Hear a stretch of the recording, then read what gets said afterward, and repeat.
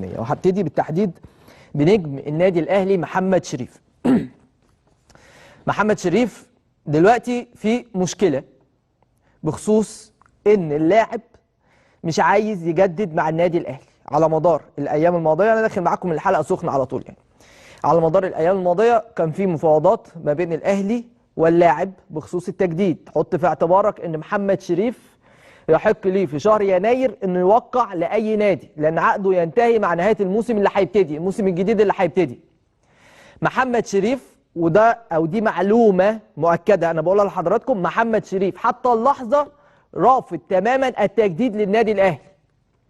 رافض انه يجدد للنادي الاهلي، ومتمسك اشد التمسك بالرحيل عن النادي الاهلي فتره الانتقالات الحاليه في اتجاهه لمين؟ في اتجاه نادي الخليج السعودي، لان متقدم له عرض مادي محترم، بل محترم جدا. فده اللي مخلي اللاعب عايز يروح هناك. هو شايف ان ايه، اخد الخطوه دي دلوقتي وعايز اطلع على الخليج السعودي. والخليج السعودي ده بالفعل زي ما قلت لحضراتكم امبارح بعت عرض رسمي للنادي الاهلي عشان يشتري محمد شريف. النادي الاهلي ما ردش على العرض، وانا بقول لك الرقم بالظبط او بالتقريب عشان اكون دقيق معاكم. العرض اللي وصل للنادي الاهلي بيقترب من مبلغ 2 مليون دولار، بيقترب من ال 2 مليون دولار. كولر لما اتسأل على موقف محمد شريف من 10 ايام فاتوا، قال كولر رده كان واضح، قال انا عايز محمد شريف يكمل ومتمسك بيه وجددوا له يا جماعه.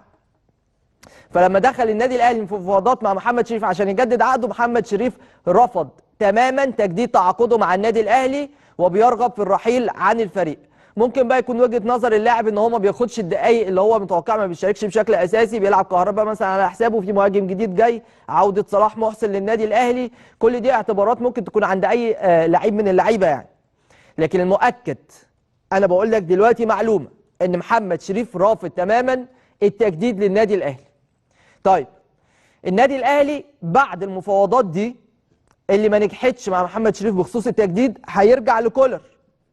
انا بقول لك بقى اللي هيحصل بعد كده، هيرجع لكولر. يا مستر كولر، انت دلوقتي عايز شريف يكمل ويجدد. احنا اتكلمنا كنادي اهلي مع شريف، اللاعب رافض يجدد. انت شايف ايه؟ هل عندك قابليه ان احنا نوافق كنادي اهلي على العرض اللي جاي من الخليج السعودي، ولا انت متمسك حتى لو اللاعب مش عايز يجدد ان هو يكمل الموسم ده على اقل تقدير بما ان في عقد بيربطه بالنادي؟ فالاهلي هيسال كولر السؤال ده. رد كولر هو اللي هيخلي النادي الاهلي يتحرك في اتجاه من الاثنين. رقم واحد، لو كولر قال لك انا عايز محمد شريف يكمل في كل الاحوال الموسم ده ومحتاجه فنيا، فالاهلي هيبكي على محمد شريف، هيبكي عليه في الفريق. بغض النظر بقى هيجدد مش هيجدد، انت في موسم ما بينك وما بين النادي الاهلي، فانت يا شريف هتكمل معانا بناء على الرؤيه الفنيه لمارسيل كولر المدير الفني المتميز للنادي الاهلي. لو كولر رد في الاتجاه الثاني اللي هو بتاع ان خلاص طالما هو رافض مبدأ التجديد وانت كنادي اهلي او انتوا كاداره عايزين تستفادوا منه ماديا، فانا ما عنديش مشكله انه يطلع. ساعتها النادي الاهلي هيفتح المفاوضات او هيبتدي يرد على نادي الخليج السعودي. واقل مبلغ هيتمسك بيه النادي الاهلي في مفاوضاته مع الخليج السعودي هو 2 مليون دولار. الناس عارضين ايه؟ ما يقرب من 2 مليون دولار، قول مليون 800، مليون 900، مليون 700 في الرينج ده. لكن لو كولر وافق في النهايه على رحيل محمد شريف، ساعتها النادي الاهلي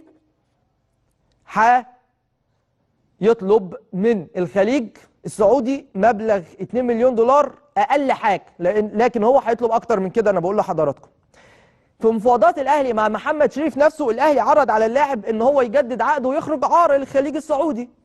يعني جدد عقدك واخرج عار، برضه شريف رفض. هو مش عايز يجدد للنادي، هو رافض مبدأ التجديد للنادي الاهلي حتى هذه اللحظه. انا بقول لحضرتك معلوم. تمام؟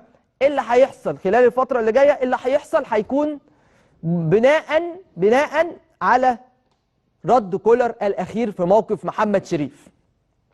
اللاعب عايز يرحل، مش عايز يجدد مع النادي الاهلي، مش عايز يجدد مع النادي الاهلي، ده خبر. هو مش عايز يجدد، رافض التجديد مع النادي الاهلي. الموقف في ايد كولر هو اللي هيتحكم في مسار اللاعب خلال الفتره اللي جايه. خلي بالك لو كولر قال للنادي الاهلي لو كولر قال للنادي الاهلي في كل الاحوال ما يمشيش، الاهلي ما عندوش مشكله انه يخلي اللاعب يلعب او يفضل موجود ويكمل عقده لمده موسم حتى لو مش هيجدد وحتى لو هيمشي فري. طب ما هو رافض انه يجدد النادي الاهلي، لان النادي الاهلي عنده يعني ايه اساسيات كده. تمام؟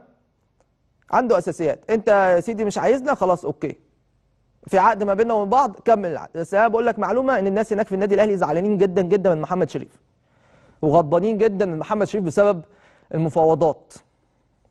يعني في نوع من انواع الصدمه، لان يعني صعب شويه بالنسبه للنادي الاهلي ان حد يقول للاهلي لا في المفاوضات، رغم ان ده بالمناسبه كل شيء وارد في المفاوضات، في ملف المفاوضات، لكن هو الناس مصدومه، الناس زعلانه في النادي الاهلي، الناس زعلانه من موقف محمد شريف. لكن هي دي الحقيقه، وهو ده الوضع الحالي بخصوص مستقبل محمد شريف. خلال الايام المقبله الرؤيه ستتضح بشكل اكبر، الرؤيه ستتضح، سواء يكمل شريف الموسم الناقص له، تحصل انفراجه ويجدد عقده، او يوافق كولر على رحيل شريف من دلوقتي ويستفاد النادي الاهلي ماديا. اقل رقم 2 مليون دولار ممكن الاهلي يستخدمهم في مهاجم الاجنبي. لكن تعالى بقى على الحته الثانيه اللي احنا اتكلمنا فيها قبل كده، ان اللاعب الوحيد اللي حصل تواصل بالفعل من قبل مسؤولي نادي الزمالك معاه هو محمد شريف، اللاعب الوحيد اللي في النادي الاهلي. فالرغبه موجوده من سنه فاتت عند نادي الزمالك ان هو يضم محمد شريف. وانا بقول لك والله العظيم معلومه، حصل تواصل مع وكيل محمد شريف من قبل مسؤولي نادي الزمالك، حصل تواصل.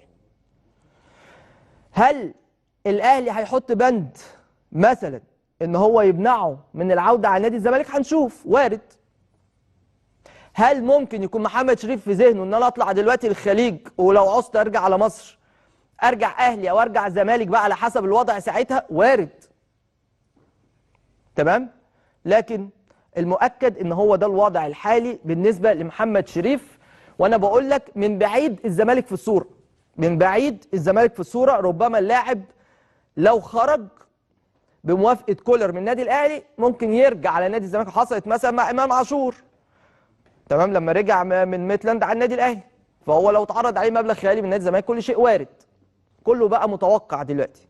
لكن طبيعي ان انا اقول لحضرتك اخر التطورات بخصوص ملف محمد شريف مع النادي الاهلي. طيب